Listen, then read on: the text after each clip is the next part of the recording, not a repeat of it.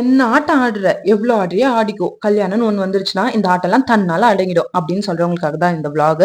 So before that இந்த வீடியோக்கு நான் எடுத்திருக்க அவுட்ஃபிட் உங்களுக்கு இன்ட்ரோ கொடுத்துறேன். இன்னைக்கு நான் ஒரு பிளாக் அவுட்ஃபிட் தான் எடுத்திருக்கேன். இது ஆல்ரெடி நம்மளோட வீடியோல வந்து நான் இன்ட்ரோவும் கொடுத்துருப்பேன் இந்த பிளாக் அவுட்ஃபிட்க்கு. ஸோ உங்களுக்கு வேணும் டிசைன் பண்ணணும் அப்படின்னு நினைச்சீங்கன்னா மறக்காம வந்துட்டு ஸ்கிரீன்லயோ இல்லை கேப்ஷன்லயோ நம்பருக்கு கான்டாக்ட் பண்ணி டிசைன் பண்ணிக்கோங்க.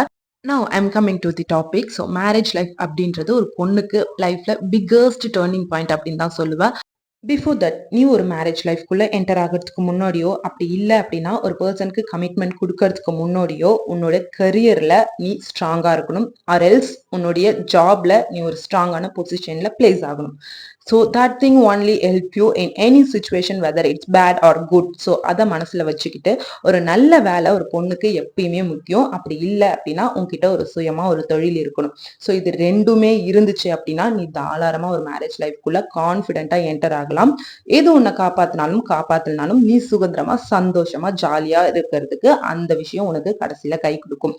ஆஃப்டர் தட் நான் மேரேஜ் லைஃப்ல ஒன்னே ஒண்ணுதான் சொல்லுவேன். அவங்க சொல்றாங்க இவங்க சொல்றாங்க அண்ட் உன் ஃப்ரெண்ட்ஸ் எல்லாரும் மேரேஜ் பண்ணிட்டாங்க அப்படின்றதுக்காக நீ மேரேஜ் பண்ண அப்படின்னா in case that person will be good it's okay.